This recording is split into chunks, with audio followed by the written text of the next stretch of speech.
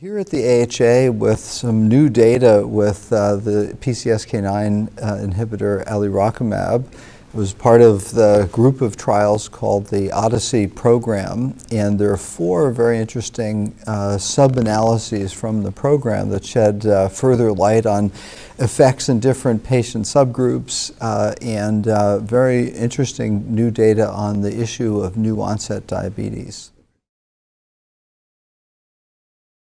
One of the topics, interestingly, a subgroup of interest is the group with chronic kidney disease. This is something that's growing in our consciousness as cardiologists, relevant to primary care physicians and everyone, where they, not surprisingly, have more side effects and issues that, and often issues of dosing.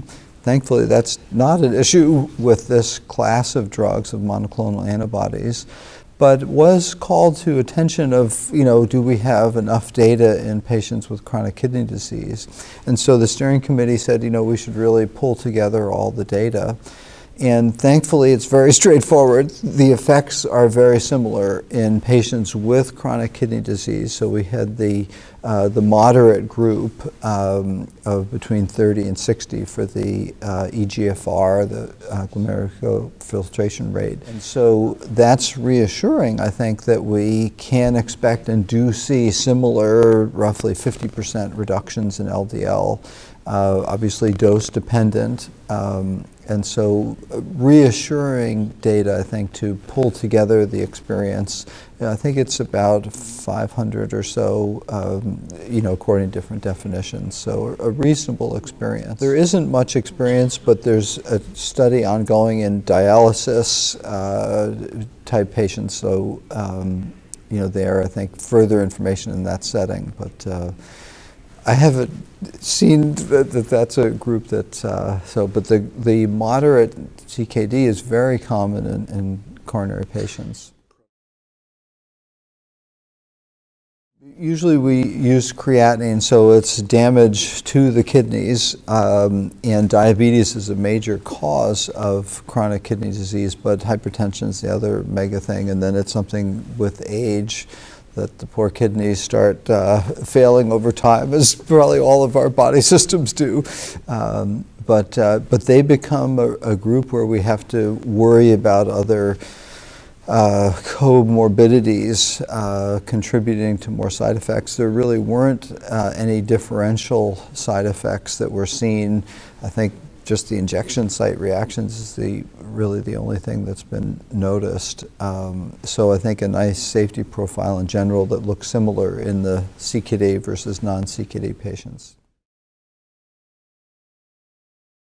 Thankfully, the worry is we might have to do things differently. So some drugs that are cleared by the kidney, we have to do different dosing. Thankfully, here we see very similar results so that we actually don't have to worry and do things differently, which is a nice message.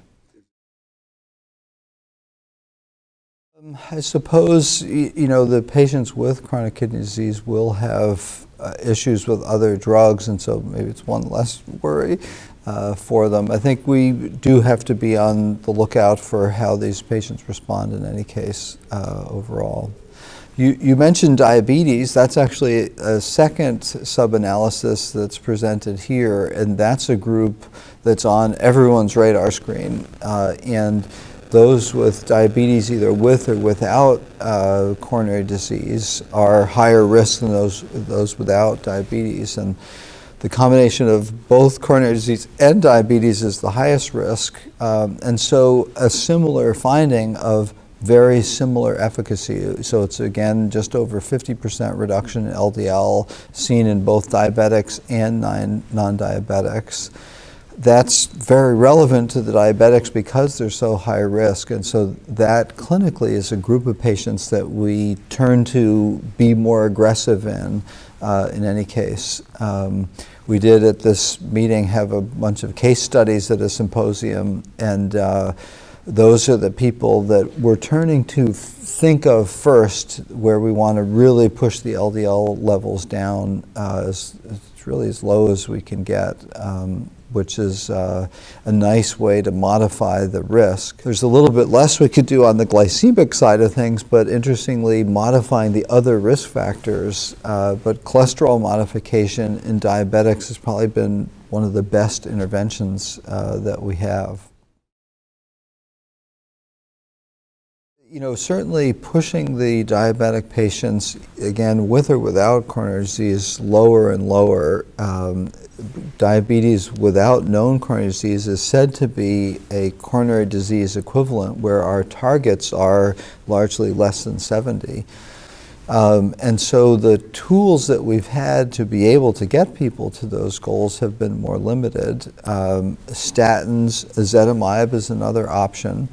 But one of the analyses that we had was a direct comparison of people not at goal, ezetimibe versus PCSK9 inhibitor. And so ezetimibe in this study was just over 20% reduction in LDL, but a very modest percentage of people could get to goal, and the PCSK9 was more than 50% reduction in LDL.